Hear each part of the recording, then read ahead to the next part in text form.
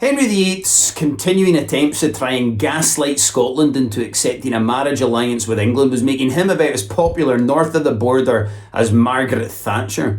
And when he died in January 1547, his death was celebrated here in Scotland about as much as Margaret Thatcher's was.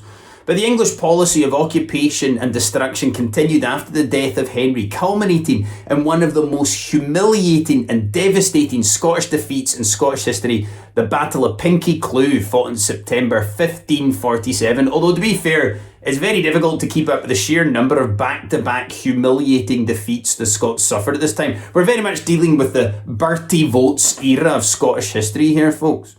And so the Scots, they had to turn to their oldest allies, the French, for help. Scotland and France had been allies since 1295 in what is the oldest European alliance in history. Scotland and France are allies because the French are the only other nation in Europe willing to accept our national dish of sheep heart, lungs and liver boiled in a sheep stomach as something that they would actually want to eat.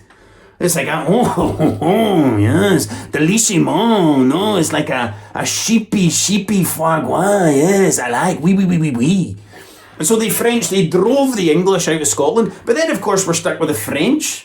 I'm sure it'll come as a huge surprise to hear that the French were incredibly arrogant towards their Scottish hosts, constantly going around saying, you would be speaking English if it wasn't for us right now. Not realising that we'd actually been speaking English the entire time. And so as part of this French support, Mary, she was to marry the French Dauphin, and the infant Queen of Scots, she was to be sent to France immediately. This wee girl, she was sent to France. Thank God it wasn't Portugal. Jesus Christ. And Mary, she grew up in the luxurious opulence of the French court, but it didn't really do her any favours. You know, when Mary did eventually return to Scotland, she did so with a big stick up her arse, going on about how young Scottish people could easily afford to buy a house as long as they cancelled their Netflix subscriptions.